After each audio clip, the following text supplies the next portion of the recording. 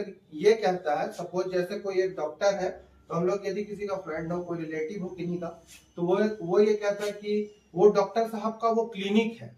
लेकिन accounting annexure ये बोलता है ये एक क्लिनिक है या ये एक हॉस्पिटल है, इस हॉस्पिटल ने इस डॉक्टर साहब को अपॉइंट किया है। वहां पे किसी भी अकाउंटिंग एनेक्चर में या अकाउंटिंग स्टैंडर्ड में ऐसा स्टैंडर्ड्स में ऐसा नहीं दर्शाया जाता है कि ये अस्पताल या हॉस्पिटल ये डॉक्टर साहब का है। इवन अकाउंटिंग एनेक्चर ये बोलता है कि ये एक हॉस्पिटल है, ये एक अस्पताल है, ये डॉक्टर साहब को एज अ डॉक्टर अपॉइंट किया है। और उसमें जब accounting term and condition follow होगा या उसका एंट्री लेखा जोखा रखा जाएगा, तो वहां पे डॉक्टर साहब को एज ए सैलरी अपॉइंट किया जाएगा। और जब वो उस अस्पताल के पार्टनर बनेंगे या ओनरशिप लेंगे या सोल प्रोप्राइटरशिप, जिस भी तरह की वो कंपनी रहेगी, उस अस्पताल का रजिस्ट्रेशन रहेगा, उस हिसाब से बाद में उनको प्रॉफिट दिया जाएगा सारा कुछ करने के बाद।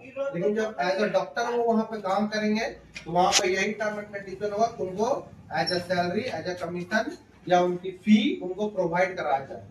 Is that clear?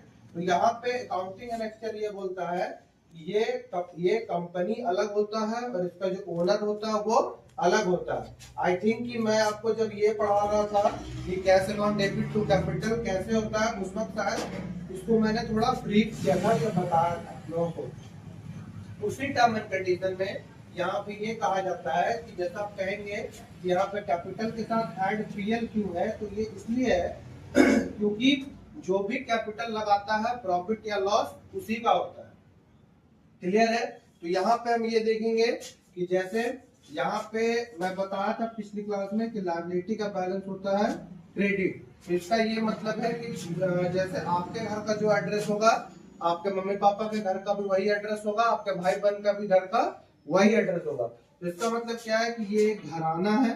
यहाँ पे क्या है कि ये लायबिलिटी यदि इसका क्रेडिट बैलेंस होता है तो इसके अंडर जितने भी हैं सारे का क्रेडिट बैलेंस ही होगा। उसी तरह जैसे यहाँ पे लायबिलिटी क्रेडिट बैलेंस है, तो ये कैपिटल का भी क्रेडिट बैलेंस होगा और इसके साथ जो ये पीएल खड़ा है इसका भी क्रेडिट बैलेंस ही होगा। तो हम लोग ये समझ सकते हैं कि यहाँ पे जो पीएल खड़ा है इसका क्रेडिट बैलेंस है।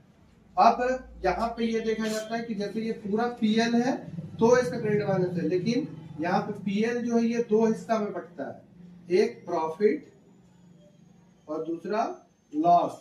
हम लोग नेक्स्ट क्लास में डिस्कस करेंगे कि प्रॉफिट का जो वो क्रेडिट बैलेंस होता है और लॉस का डेबिट बैलेंस होता है। बट हम लोग यहाँ पे ये डिस्कस करेंगे कि प्रॉफिट का क्रेडिट बैलेंस कैसे होता है और लॉस का डेबिट बैलेंस कैसे होता है। Thank you.